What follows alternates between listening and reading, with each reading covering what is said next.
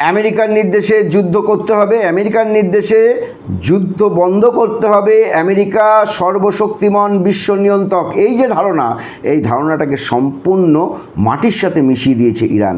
সেই কারণের জন্যই কাতারে আমেরিকার সেনাঘাঁটিতে পরপর মিসাইল অ্যাটাক করবার পরে আমেরিকা পাল্টা যুদ্ধে আর যায়নি, বরং সন্ধির প্রস্তাব দিয়েছে, যুদ্ধ স্থগিত করবার অনুরোধ রেখেছে ইরানের কাছে। আর যে আমেরিকা ইরান পরমাণু বোমা বানাচ্ছে বলে আওয়াজ তুলেছিল, ইসরায়েলকে যুদ্ধ করতে বলেছিল, সেই আমেরিকা আজ ইরানকে তার পরমাণু গবেষণা চালিয়ে যাওয়ার জন্য আর্থিক বরাদ্দ দিয়েছে।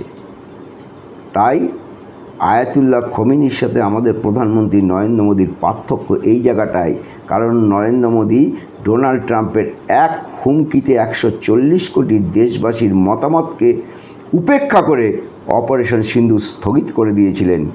আর আয়াতুল্লাহ খোমেনি শির দ্বারা উঁচু করে রেখে চোখে চোখ রেখে ডোনাল্ড ট্রাম্পের সাথে চ্যালেঞ্জ জানিয়েছিলেন আর মাথা নত করতে বাধ্য করিয়েছেন আমেরিকাকে।